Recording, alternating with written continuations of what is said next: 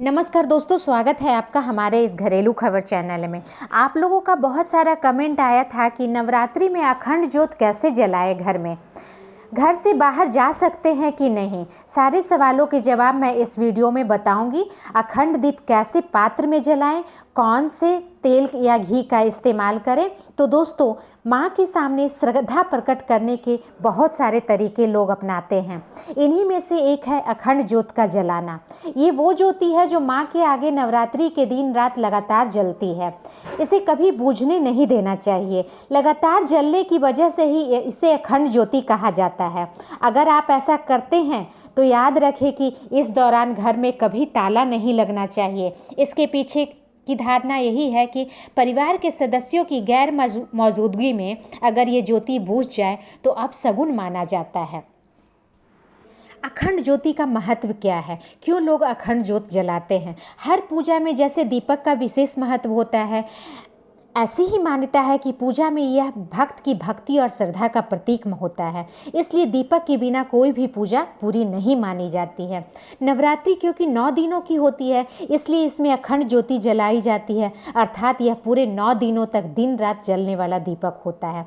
ऐसी मान्यता है कि अगर संकल्प लेकर कलश स्थापना करते हुए अखंड ज्योति जलाई गई है तो व्रत की समाप्ति तक इसे बुझना नहीं चाहिए।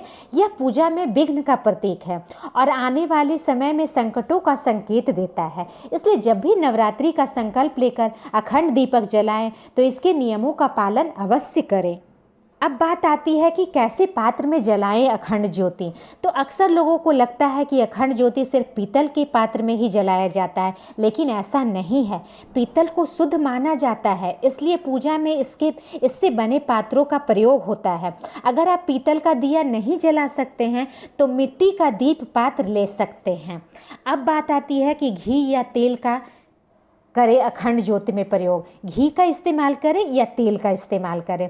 तो किसी भी पूजा में दीपक के लिए शुद्ध घी का प्रयोग किया जाना अच्छा माना जाता है, लेकिन अगर घी ना जला सके तो तिल या सरसों का तेल भी जलाया जा सकता है।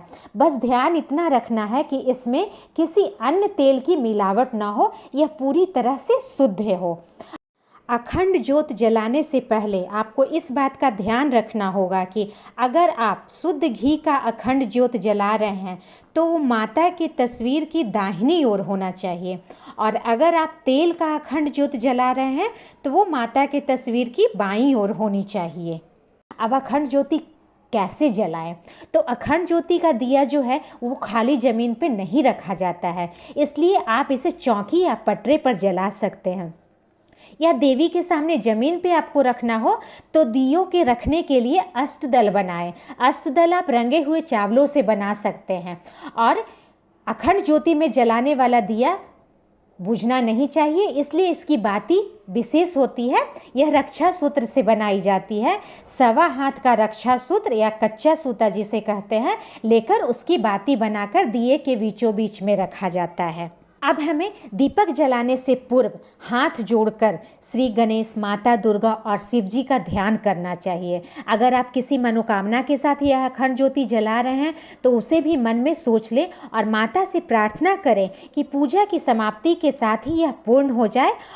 अब माँ दुर्गा का मंत्र होता है ओम जयंती मंगला काली भद्रकाली कपालिनी दुर्गा क्षमा शिवा धात्री स्वाहा स्वधा नमो अस्तुते का उच्चारण करते हुए दीपक जलाएं। तो दोस्तों, ये थी आपके सारे सवालों के जवाब अखंड ज्योति जलाने के नियमों के बारे में। आशा करती हूँ कि वीडियो आपको बहुत बहुत पसंद आया होगा। वीडियो को लाइक करें, शेयर करें और मेरे इस चैनल को सब्सक्राइब करना ना भूलें। थैंक्स।